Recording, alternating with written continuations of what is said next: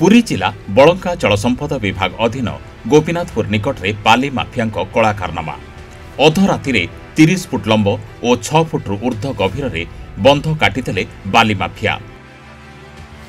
दिनकु दिन बलंगा अंचल में बाली माफिया दौरात्म्य बढ़ी बढ़ी चलुवा बेले मन इच्छा बेआईन भाव नदीबंध कटाई चली बाली और माटीर चोरा चालाण। स्थानीय लोकों अभियोग पर आज घटनास्थल में पुरी जिला खनि अधिकारी एवं बलंका पुलिस मिलित चढ़ाऊ करथिबा बेले गोटे ट्रैक्टर सहित एक जेसीबी मेसिन जबत होइथिबा जणापड़ी।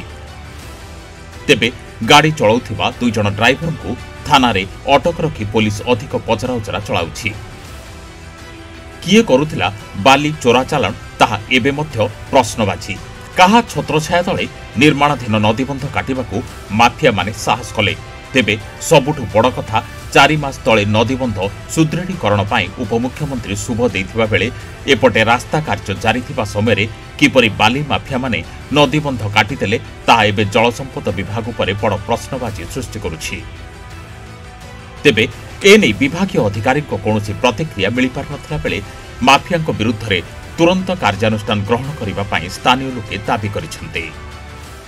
हाँ, Kedar Chandra Dura sub inspector police second officer Balanga थाना आम खनि विभाग अफिसर आसते आम बलंगा पुलिस तरफ मिलित भाव ये चढ़ऊ कराला से घाट करेंगे रास्ता तैयारी करुले तेणु गोटे ट्रैक्टर आ गोटे जेसीबी जबत हो थाना निया परवर्ती जहाँ आईन अनुजाई पदक्षेप निहब। मुझे स्थानीय बासिंदा 7-7टी घाट ये चलती बारंबार बारंबार आम प्रशासन को अभियोग कला सत्वे कौन कार्यानुष्ठान हबार नहीं। सरकार कोटी कोटी टका बंध सुदृढ़ीकरण आसुची किंतु एपटे माफिया माने बंध को खोलिकी से माने माटी उठाउछंती। राति हेले एपटे गोटे साधारण लोक जीवा असंभव हो पड़लानी। बर्तमान एते ट्रैक्टर जाउची 7-7टी घाट जते चलुची जानुथिबे केते ट्रैक्टर जाउची पर डे। आगुरी बारंबार आम अभियोग करिछु किंतु कौन कार्यानुष्ठान हबार नहीं।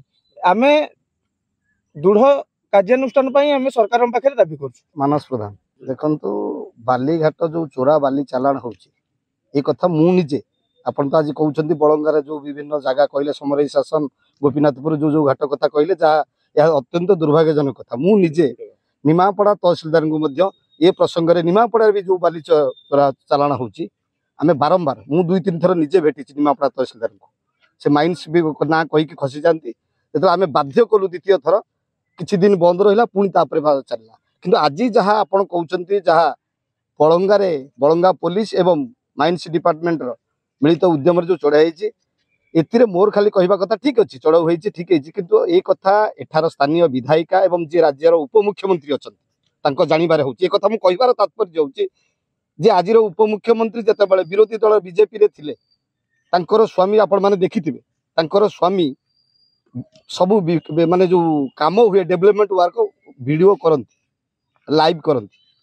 आज जिते से निजे राज्यर उपमुख्यमंत्री एवं निमापड़ार विधायिका से खाली बाली जिते जगार निमापड़ा कहतु बलंगा कहतु गोप कहतु जोटी जोटी चोरा बाली चारणा होची स्वामी जानवर होची एवं खाली बाली चोरा चारणा नुह निमापड़ा जो विभागीय सब विभाग रही से पीडब्ल्यूडी कहतु आरडी कहतु इरिगेशन कहतु स्वामी एवं ठिकादार एवं विभागीय अधिकारी मिलित भाग बंटारे ये कार्य होची आमे दृढ़तार सका।